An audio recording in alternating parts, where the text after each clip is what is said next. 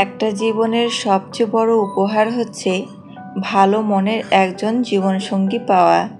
যে পেয়েছে সে সৌভাগ্যবান, আর যে পায়নি সে খুবই দুর্ভাগ্যবান। স্বামীর অল্প উপার্জনে যে সন্তুষ্ট থাকে সেই হলো প্রকৃত স্ত্রী।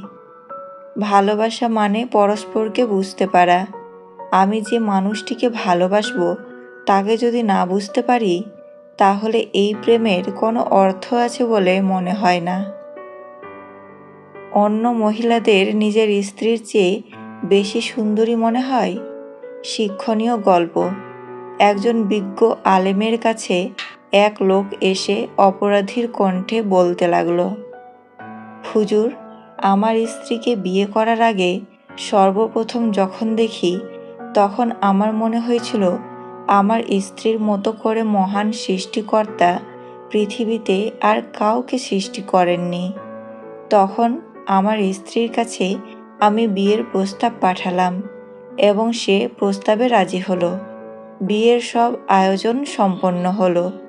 তখন আমি দেখতে পেলাম আমার স্ত্রীর মতো সুন্দরী অনেক মহিলা পৃথিবীতে আছে। আর যখন আমার স্ত্রীকে বিয়ে করে ঘরে তুললাম, দেখতে পেলাম অনেক মহিলা আমার স্ত্রীর চেয়েও অতিরিক্ত সুন্দরী।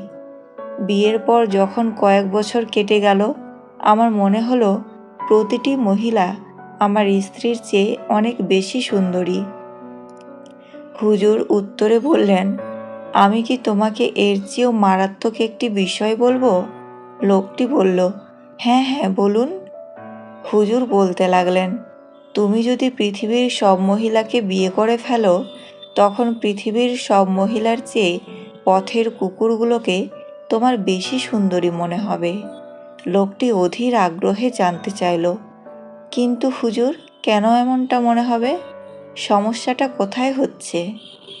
হুজুর ব্যাখ্যা করে বলতে লাগলেন, শোনো, সমস্যাটা তোমার স্ত্রীর মধ্যে নয়। সমস্যাটা হলো মানুষের অন্তর যখন নষ্ট হয়ে যায় এবং চোখগুলো লালসায় ভরে যায়, সৃষ্টিকর্তার ভয়, ডর, লাজ, শরমও যখন মানুষের চলে যায়, তখন তার চোখগুলো মৃত্যু ছাড়া আর কিছুতেই বন্ধ হয় না। আর তোমার সমস্যাটা হচ্ছে তুমি খারাপ এবং অপবিত্র বস্তুর দিকে দৃষ্টিপাত করা থেকে বিরত থাকো। সৃষ্টিকর্তার ওপর ভরসা রাখো, সব ঠিক হয়ে যাবে। যারা প্রথমে অবহেলা পায়, শেষে দেখবেন তারাই বেশি সফল হয়, কারণ লোকের প্রত্যেকটা অবহেলা তাকে নতুন কিছু করার অনুপ্রেরণা যোগায়। নিজের সমস্যাগুলোর কথা মানুষের কাছে নয়, ওপরওয়ালার কাছে বলুন। তিনি গোপনে শুনে গোপনেই তার সমাধান করে দেবেন। বড় মাছটা নিতে চাইলে বড় পাতিল জোগাড় করো। বড় পাখিটা পুষতে চাইলে ভালো খাঁচা তৈরি করো। খাঁচা না তৈরি করে পাখি আনলে সে পাখি উড়ে গেলে পাখির দোষ দিও না। সম্পর্ক যদি ভাবনার সাথে মিশে যায়, তাহলে তা ভাঙা মুশকিল, আর যদি তা স্বার্থের সাথে মিশে যায়, তাহলে তা টেকানো মুশকিল। আত্মা সেই মুহূর্তে মারা যায় যখন ৮০,০০০ টাকা বেতন পাওয়া অফিসার ৩০০ টাকা উপার্জনকারী শ্রমিকের কাছে ঘুষ চায়। ট্রেনে এক শিশুকন্যাকে বই পড়তে দেখে দাঁড়িয়ে থাকা এক ব্যক্তি তার মাকে জিজ্ঞেস করল, স্মার্টফোনের যুগে আপনি আপনার বাচ্চাকে বই পড়তে উদ্বুদ্ধ করলেন কিভাবে? শিশু কন্যাটির মা উত্তর দিয়েছিলেন, শিশুরা আমাদের কথা শোনে না, ওরা আমাদের অনুকরণ করে। জীবনের সবথেকে বড় শিক্ষক হলো সময়, ক্ষণে ক্ষণে শিক্ষা দিয়ে যায়। এই ৩ ধরনের মেয়েকে বিয়ে করলে জীবনেও সংসারে শান্তি আসবে না। ১. যে মেয়ের অতীত ভালো না। ২. যে মেয়ে তার স্বামীর আয়ের ওপর সন্তুষ্ট না। ৩. যে মেয়ের রূপের অহংকার বেশি। সমস্যাকে কখনো এড়িয়ে যেতে চাইবে না, বরং সমস্যা এলে তার মুখোমুখি দাঁড়াবে। মনে রাখবে, সমস্যাবিহীন সাফল্যে কোনো আনন্দ নেই। বিয়ে মানেই কি সম্পর্ক আজীবন নিরাপদ? দুর্ভাগ্যজনক হলেও সত্য, কিছু সম্পর্কে স্বামী স্ত্রী একসঙ্গে থাকার পরও তৃতীয় একজনের প্রবেশ ঘটে। তবে এর মানে এই নয় যে সব নারী বা সব স্ত্রী এমন করেন।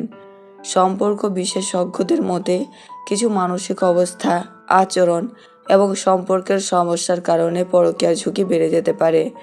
আজ জানুন এমন 3 ধরনের আচরণ বা পরিস্থিতি যেগুলো সম্পর্ককে পরকীয়ার দিকে ঠেলে দিতে পারে। 1.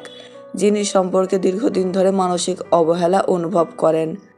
যদি কেউ দীর্ঘ সময় ধরে নিজের অনুভূতি, কষ্ট বা চাহিদাকে গুরুত্ব না পায়, তাহলে তিনি বাইরের কারোর কাছ থেকে সেই মানসিক সমর্থন খুঁজতে পারেন। এটি পরকীয়ার অজুহাত নয়, তবে একটি সম্ভাব্য ঝুঁকির কারণ। 2. যিনি সবসময় নতুন উত্তেজনা ও স্বীকৃতি খোঁজেন। কিছু মানুষ সবসময় নতুনত্ব, প্রশংসা এবং অন্যের মনোযোগ পেতে ভালোবাসেন।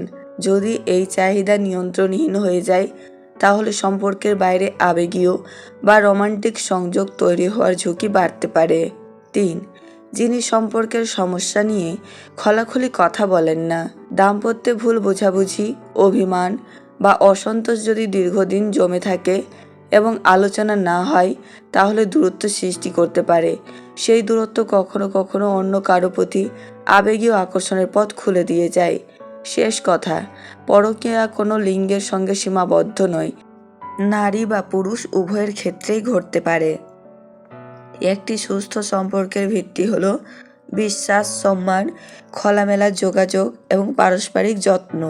এগুলো বজায় থাকলে সম্পর্ক অনেক বেশি শক্তিশালী হয়। মেয়েরা সবসময় সত্য কথা পছন্দ করে, কিন্তু বিশ্বাস করে মিথ্যাবাদীকে। ব্যর্থতা থেকে জন্ম হয় সফলতা, আর প্রতিটা আঘাত থেকে জন্ম হয় অভিজ্ঞতা।